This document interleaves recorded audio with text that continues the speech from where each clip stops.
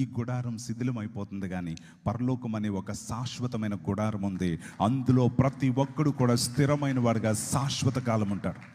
అందుకని ఇక్కడ ఉండేటప్పుడు మనం గుర్తుంచుకోవాల్సింది ఏంటంటే, ఒక్క జీవితంలో మనకంటే ముందు జీవించిన వారందరూ కూడా భూమి మీద పరదేశులము, యాత్రికులము అన్నట్టుగా జీవించారు.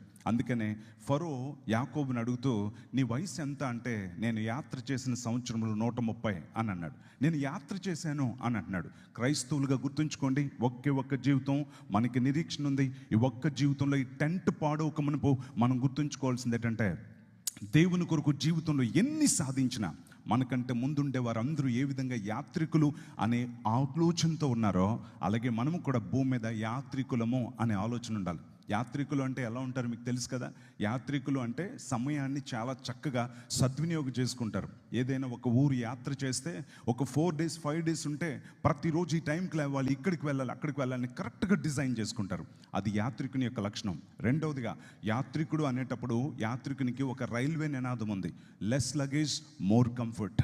ఎప్పుడైతే మనం యాత్రికులుగా మనం ఆలోచించుకుంటామో, అప్పుడు మన యాత్ర సుఖంగా సాగాలి అంటే లగేజ్ తగ్గించుకోవడం నేర్చుకోవాలి.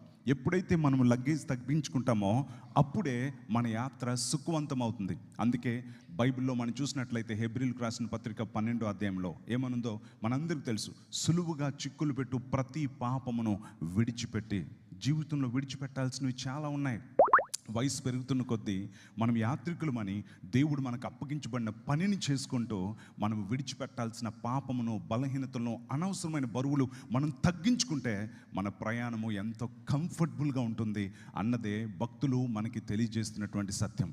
సో ఈ రోజున ఈ గొప్ప దైవజాన్ని జ్ఞాపకం చేసుకుంటున్న మనందరం అదే ఇంటికి చేరాలి అని అనుకుంటే, మొట్టమొదటి గుర్తుంచుకోవాల్సింది, మనకు దేవుడు ఒక్క జీవితం ఇచ్చాడు.